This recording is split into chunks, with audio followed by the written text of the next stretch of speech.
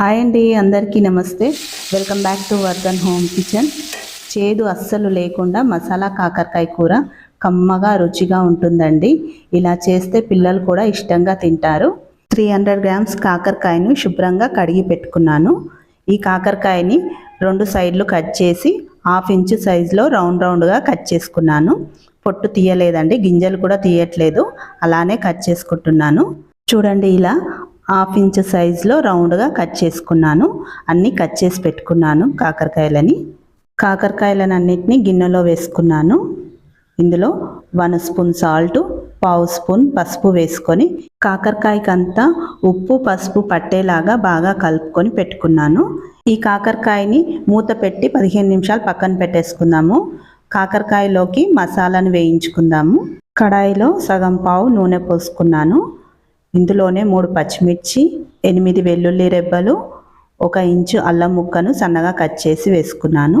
ఒకసారి వీటిని అన్నిటినీ కలుపుకున్న తర్వాత ఇందులో 3 స్పూన్స్ పల్లీలు, కొద్దిగా కొబ్బరి వేసుకున్నాను.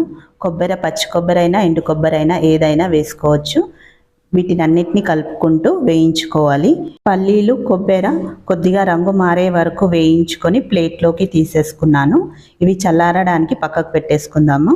ఉప్పు పసుపు కలిపి పెట్టుకున్న కాకరకాయని కొద్దిగా చేతిలోకి తీసుకొని గట్టిగా పిండితే కాకరకాయలో ఉన్న చేదంతా బయటికి వచ్చేస్తుందండి. ఇలా నీళ్ళ రూపంలో గట్టిగా పిండాలి.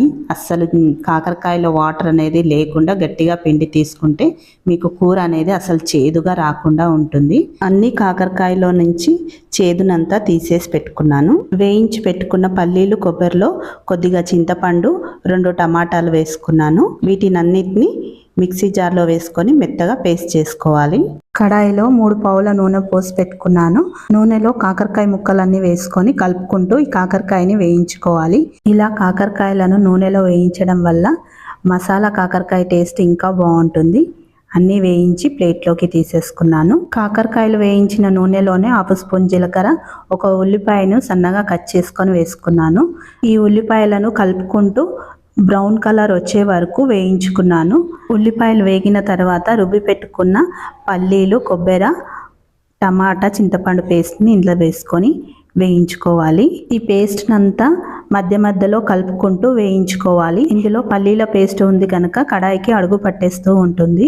కలుపుకుంటూ వేయించుకోవాలి. నూనె పైకి తేలే వరకు వేయించుకున్నాక 1/2 స్పూన్ పసుపు, 1 స్పూన్ కారము, ఉప్పు రుచికి తగినంత ఒకసారి అంతా కలుపుకొని 1 స్పూన్ ధనియాల పొడి వేసుకొని వేసిన మసాలాలన్నీ కలిసేలాగా బాగా కలుపుకోవాలి. కలుపుకున్న తర్వాత ఇందులో వేయించి పెట్టుకున్న కాకరకాయ ముక్కలను వేసుకొని కాకరకాయకంతా మసాలా పట్టేలాగా బాగా కలుపుకుంటూ ఈ కాకరకాయని వేయించుకోవాలి. ఈ మసాలాని మీడియం ఫ్లేమ్లో 2 నిమిషాల వరకు వేయించుకున్న తర్వాత ఇందులో మిక్సీ జార్ కడిగి నీళ్లు పోసుకున్నాను. మొత్తం 1.5 గ్లాస్ వాటర్ పోసుకొని అంతా ఒకసారి కలుపుకొని కాకరకాయ మసాలాను అంతా కలుపుకొని మూత పెట్టి ఉడికించుకోవాలి. మీడియం ఫ్లేమ్లో 3-4 నిమిషాల వరకు ఈ కాకరకాయ మసాలాని ఉడికించుకోవాలి. ముందే కాకరకాయని నూనెలో వేయించుకున్నాం కనుక త్వరగా ఉడికిపోతుంది కాకరకాయ ఉడికిన తర్వాత 1/2 స్పూన్ గరం మసాలా, కొద్దిగా కొత్తిమీర వేసి అంతా ఒకసారి కలుపుకొని గరం మసాలా వేసిన తర్వాత 2 నిమిషాల వరకు ఈ మసాలాని ఉడికించుకుంటే చాలు. మన కాకరకాయ మసాలా కర్రీ రెడీ అయిపోయిందండి. ఈ మసాలా కాకరకాయ అన్నంలోకే కాదు చపాతీలోకి కూడా బాగుంటుంది.